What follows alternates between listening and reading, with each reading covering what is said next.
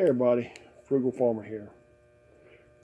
This is a soap mold I've made out of scrap wood. Similar molds like this go for 30, 40 bucks on the internet. So I had a lot of scrap laying around, so I said I'm going to make my own.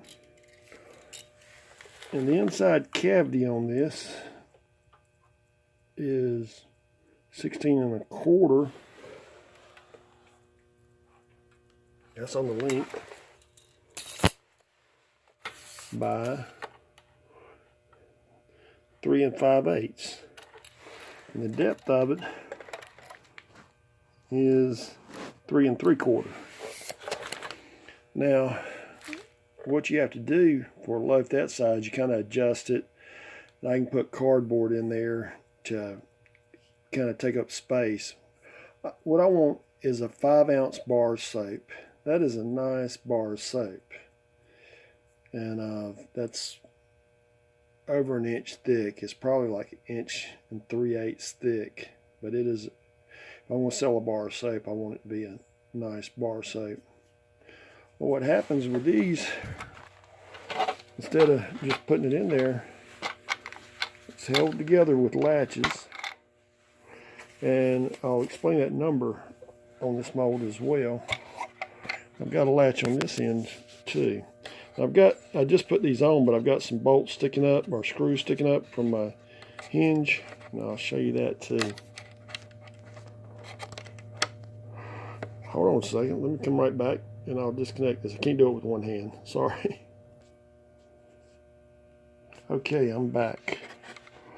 And it unfolds like this.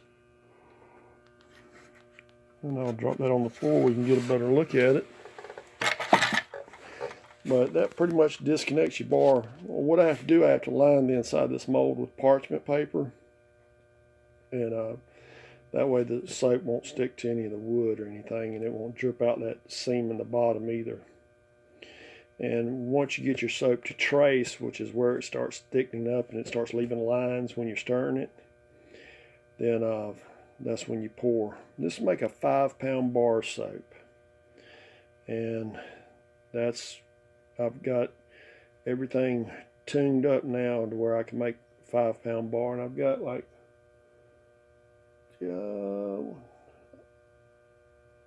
I've got 4 more molds I can make like this, so I'll have 5 of these. Then I've got a bunch of other molds, but they come out smaller, and I just don't like that. And like I said, I like a thick, nice bar of soap, like 5 ounces. And I've got a silicone mold where I pour them in. They come out, all I have to do is trim off the excess, and those are ready to go. And I like those. I've ordered some more of those, but I'm figuring at full run, if I can make like 750 bars on a pour between these molds, other molds, and silicone molds. So if I can do that 3 days a week, then that's about 2,250 bars if my math is correct. And then I have to let them sit for 6 weeks to spafonify. I don't know if that's how you pronounce it, but you get the idea. And just looking at these numbers, what I like doing is when I make my soap, is I let it sit in these molds for 24 hours. That way the inside of the loaf, the soap loaf, is curing out too. Then when I pull it out, it's cut up immediately. And with this 1A, I write on a piece of cardboard that the soap will set on. I go ahead and write on it that 1A was 50% olive oil, 50% lard, and a lavender scent. And the day it was put on the board is what I call the birthday of the soap. And I put that on there, and it sets for 6 weeks. And then I hadn't got any cured yet to start packaging on my soap. All of it's still curing. About the middle of January, I'll have some soap cured.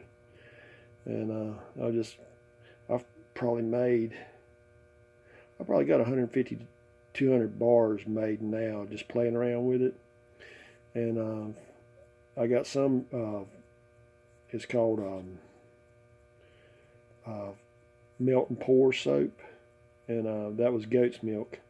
I got some of that because I was just in such a hurry to want to see how it does, and I like the homemade soap. I like it because of the cost of it. It doesn't cost that much, and you don't have to have an elaborate operation like mine. I've got some business ideas going on for my soap to be able to sell it at flea markets and stuff along with my other stuff, and but I'm also going to set up some displays in some stores and do some co-op sales in there as well.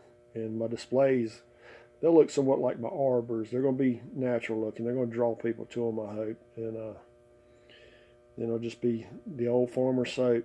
I'll have regular lye soap, which that's kind of a misnomer too. It isn't really any lye in it after it goes through this saponification process. It's just soap. The lye is gone. It's cured out.